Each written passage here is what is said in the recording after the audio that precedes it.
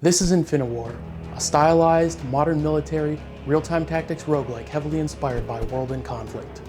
The previous devlog goes over the high-level idea of the game, so check that one out first if you haven't already. The community response so far has been immensely and overwhelmingly positive, but I did get some pushback from a few skeptics and even a couple of haters. Overall, I think this is a healthy development for the game, but I want to start addressing a few of the more common objections, specifically the low-fidelity art style, the pitfalls of procedural generation, roguelikes and replayability, and comparisons to World in Conflict itself, whether I'm straying too far from what made it great, or not innovating enough and just making an inferior clone. That would be a lot to cover all in one video, so for now, we'll stick with by far the most contentious topic, the art style.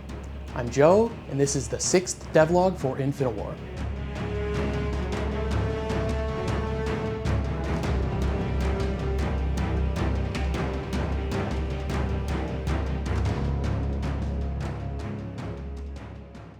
Before we get into the art style criticism, I want to talk about criticism more generally.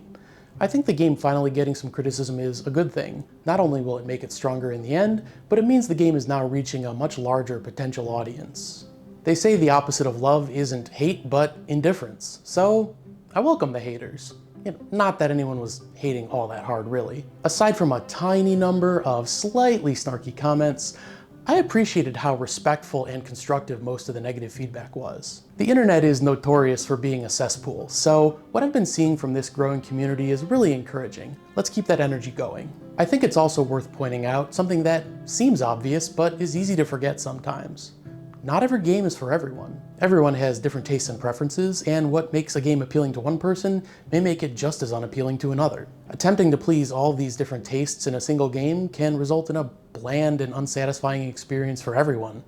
A massive and bloated disaster, or both. Neither of those outcomes is good, so I obviously need to avoid them if possible. That may mean Infiniwar isn't the game for you.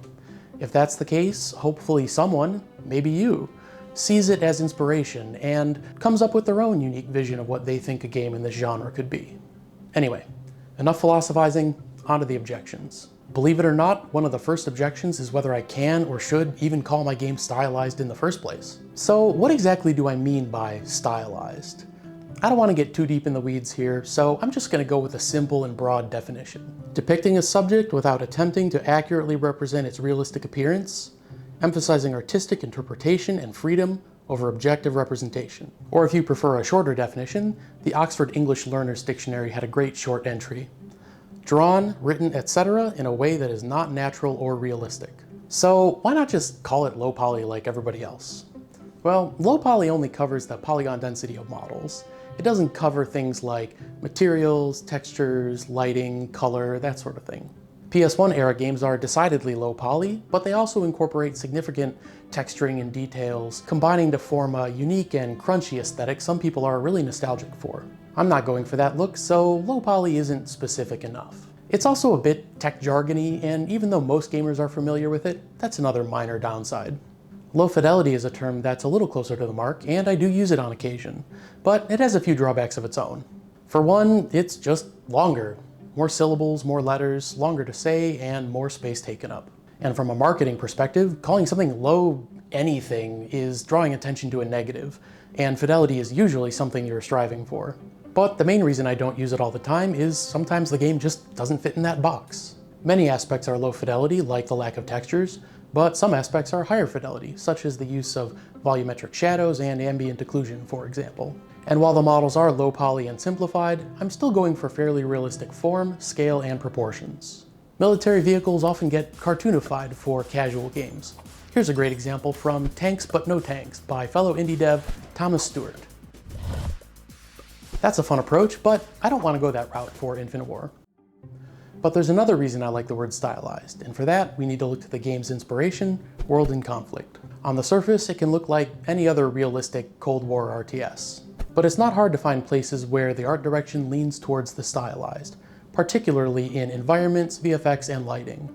There's a hyper-real quality to it at times that pushes the visuals away from something that's realistic and just a bit towards something a little more fantasy-esque. I'm going for similar vibes as well as I can, so that's another reason I call the game stylized. Ultimately, when I'm trying to describe the entire game concept in a single short sentence, and I have only a single word to devote to the visual aesthetics, the word stylized is just the best balance of accuracy and compactness. So that's what I'll be sticking with. But is calling what the game looks like now stylized just a way to cover up the fact that it looks bad? Saying your game is stylized to get ahead of people saying your game looks like crap is an interesting tactic. Uh-oh, he's on to me. That's a little snarky, but he's not entirely wrong. Look, I'm gonna be real with you here. Most people are just not used to seeing what games look like in the prototyping phase. Showing a game that's work in progress is tricky, like taking food out of an oven before it's done. It's just not gonna look as appetizing before it's finished. So all I can say is, let me cook. I'm definitely not done improving the overall look of the game. As I've mentioned in the past, many of the unit models are early prototyping assets that I'm just now starting to get around to replacing. Materials, shaders, lighting, and especially VFX are all gonna get their turn to be improved and refined. So while the overall stylized, low poly, low fidelity art direction is here to stay, you can expect the quality of the craftsmanship of the individual pieces to keep improving over time. One way I like to think about it is each time I improve the visual look of something, I try to cover about half the distance towards my eventual goal. I don't start out with an exact target, just a general sense and direction. For example, explosions started as the simplest thing that could possibly work, a plain white sphere. The next step was roughly halfway on the path that I wanted to go after that, and the next step was half the remaining distance, and so on. Each half step gives me a better idea of where I'm headed and where I want to go in the end. And in true Xenos Paradox fashion, graphics work is never truly done. But we do start to zero in on something closer to the final look after a number of steps. That said, some people were assuming or requesting that the entire art style be replaced with something high definition before release, or that I'd make some kind of optional high-res pack available. Just to be clear, I don't plan on doing that.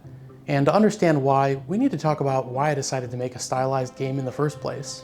It boils down to four main things: constraints, consistency, expectations, and differentiation.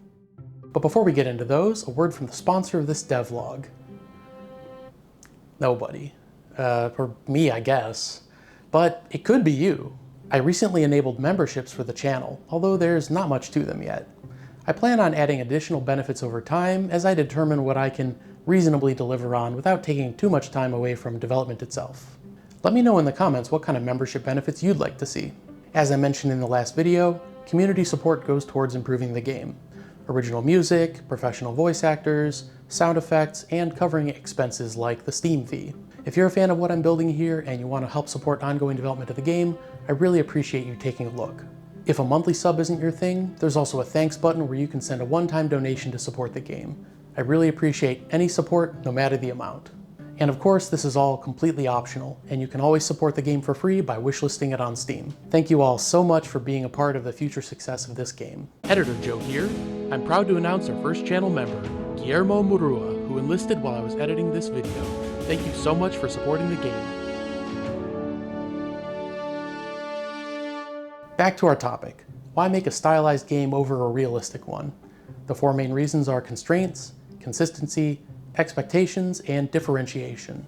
Constraints should be pretty obvious. As a solo, part-time developer of a project this big, I need to be hyper-efficient in every area that I touch. High-fidelity art assets take lots of time and effort to make, and that's the best-case scenario for a talented, experienced artist. I'm relatively inexperienced in even basic 3D art, much less higher-fidelity stuff.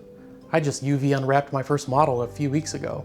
So I just don't have what it takes at this point, and I certainly don't have the budget to hire someone who does. The second thing is consistency. Once you make one aspect of your game higher fidelity, things that are simpler just don't fit as well anymore. Realistic visuals sort of set the bar a little bit higher for everything, so I sort of see realistic visuals as a multiplier on how long it takes to make the entire game. Third is expectations. Art style is a good way to quickly communicate to a player what kind of experience they're in for. When you see a realistic looking game, you expect it to play realistically too. I want to be a little bit experimental with some of the mechanics in the roguelike campaign, so ultra realistic graphics aren't the best pairing with that. Lower fidelity art just does a better job of setting player expectations for the kind of game experience I want to provide. Finally, we've got differentiation. There's already plenty of realistic looking war games on the market, and some of them have some pretty big studios backing them too. There's already plenty of highly unrealistic Command & Conquer and StarCraft inspired titles on the market too. If I want my game to have a chance to stand out in the crowd, I need to do something a little different, and occupy a quirky middle ground between the two. I've sometimes heard this referred to as a blue ocean strategy. Rather than throwing myself into the existing bloodbath, I'm charting a new course towards more uncontested waters. Hopefully that gives you an idea of why the game looks the way it does right now, and some idea of what it might look like as I continue improving it into the future. I realize it may not be to everyone's taste, and that's okay. If you prefer a more realistic style, I highly recommend checking out Broken Arrow. They seem to be taking their role as a high-end successor to World in Conflict very seriously. That said, I was pleasantly surprised by the number of people who said they actually prefer Infiniwar's simpler art style, so maybe I'm onto something after all. Let me know in the comments what you want to see more of next. Don't forget to wishlist Infiniwar on Steam, and thanks for sticking with me to the end of the video.